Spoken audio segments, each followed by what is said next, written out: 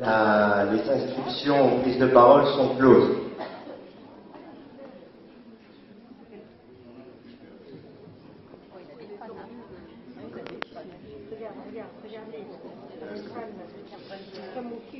Bonjour à tous et à toutes. Je vous apporte le salut fraternel des camarades du conseil départemental de la Moselle. Hier encore, je n'avais pas prévu de prendre la parole. Mais cette nuit, j'ai fait un rêve.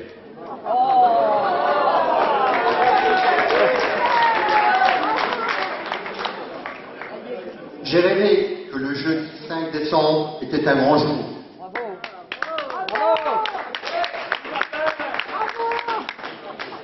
En effet, toutes les vraies organisations syndicales s'étaient concertées auparavant pour s'unir ce jour, pour appeler à la grève générale. Mais pas que. Ce sont tous les métiers impactés par la réforme des retraites qui se sont réveillés. La SNCF, la RATP, les profs, la fonction publique, les travailleurs de PSA, les transports routiers, notamment. Dans ce rêve, tout le monde était uni, un même jour, contre un même projet. La diminution de nos pensions et l'allongement du temps de travail. L'important n'était pas les 2 millions de personnes qui étaient dans la rue ce 5 décembre, quoique. Mais c'est surtout que toute l'économie française était bloquée ce jour. Plus de transport, plus de communication, l'économie était réellement à l'arrêt.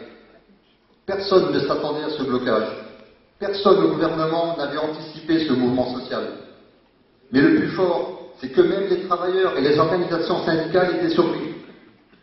Du coup, face à ce succès, face à cette colère, le mouvement, au lieu de s'éteindre, s'est amplifié.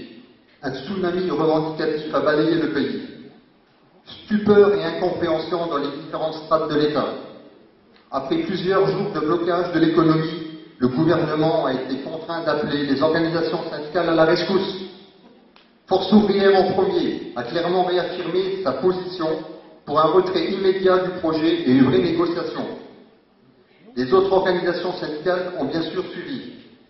Le gouvernement, étant au pied du mur, a accepté de revoir entièrement sa copie en tenant compte de nos revendications. C'était la grande victoire des salariés face à cette caste technocrate.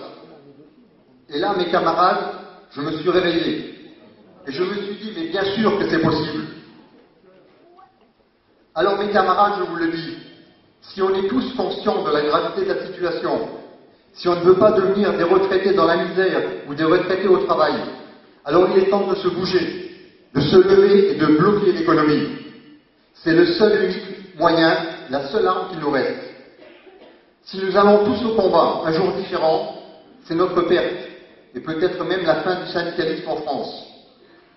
L'échéance du 5 décembre est cruciale. Ne commettons pas les mêmes erreurs que dans le passé. Et là, je m'adresse aussi bien à la Confédération. Vous avez une responsabilité énorme. Imaginez un court instant ce que serait devenu le débarquement en 1944 sur les côtes normandes, si les troupes canadiennes avaient débarqué le 7 juin, les Canadiens le 28 juin, les Anglais le 13 juillet, et enfin les Américains et les Français le 25 août. Je vous laisse imaginer les résultats. Un fiasco, une boucherie.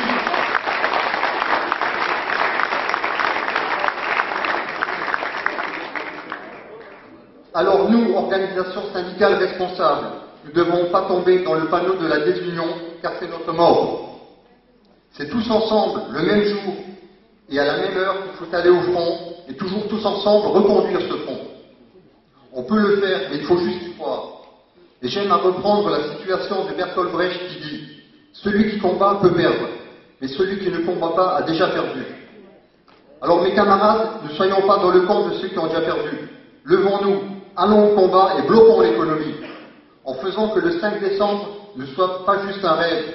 Montrons l'exemple, montrons qu'on peut changer le cours de l'histoire, montrons que la cordée, c'est nous les travailleurs, tous unis vers un seul objectif, l'abolition de ce projet de retraite.